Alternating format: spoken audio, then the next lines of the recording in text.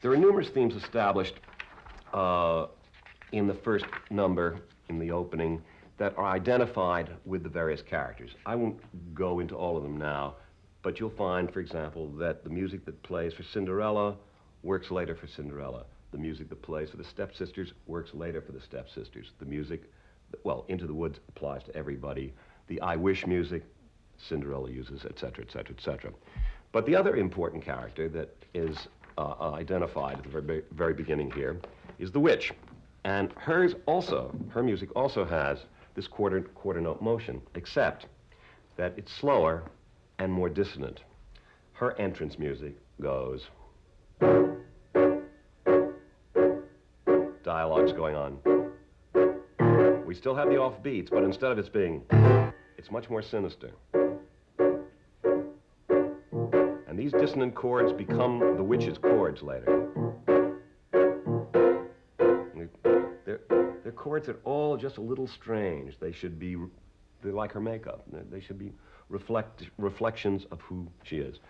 And as she comes in, we hear for the first time the other main theme of the show. Because as this little music is going on, we hear a theme over it.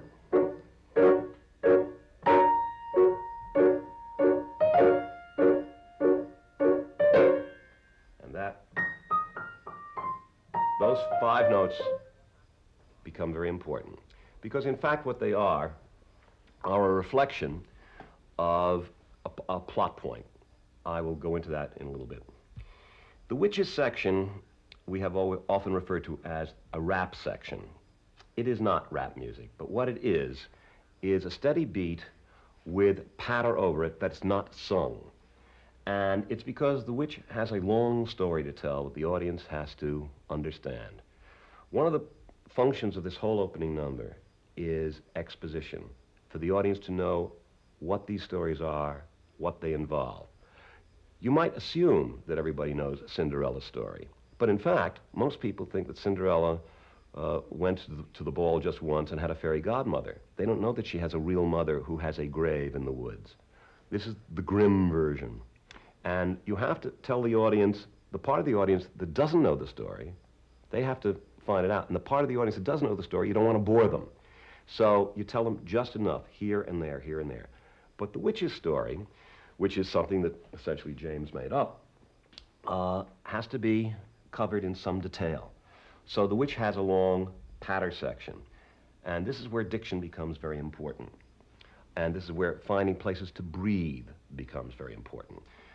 We've had certain witches who can get through some of the passages in this piece without breathing at all. Others where I've said, all right, you can drop a word here, drop a word there to take a breath. Feel free to do that, but don't feel too free to do it. Try to do it in the phrasings and with all the words that are written into the song. But if the person playing the witch is running out of breath, of course, if you can drop an unimportant word, an and or something. For example, there's a line that goes, I was watching him crawl back over the wall and then bang, crash, and the lightning flash, and well, that's another story, never mind. Well, when Bernadette Peters sang it, she often couldn't get the and in because of the breath, and she would go, I was watching him crawl back over the wall and then bang, crash, and the lightning flash, well, that's another story. All she did was leave out the and well, that's another story. That's okay. That and isn't important. It helps, but it's not absolutely important. You can take those liberties, but don't take too many of them. And I will try to point out the songs that require that kind of attention. There are 3 or 4 songs where there are long phrases and the singer must pick the place to breathe very carefully. The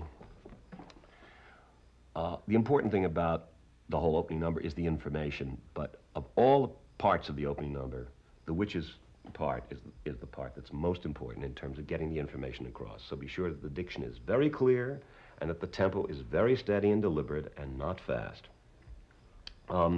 Incidentally, there's a tendency throughout this score to play numbers too fast, particularly the ones that have the quarter note motion.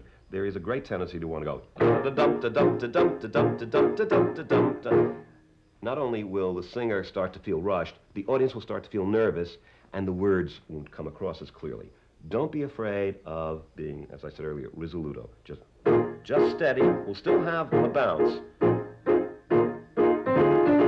but don't go. which sometimes happens. And the same thing is true of the witch. When she comes in, you want to go very deliberately. Otherwise, she'll be doing the rap much too fast if you're going just as fast as this. She will have a lot of trouble getting all the words out. So be sure that everything is steady and just fast enough and just slow enough so that the diction becomes clear.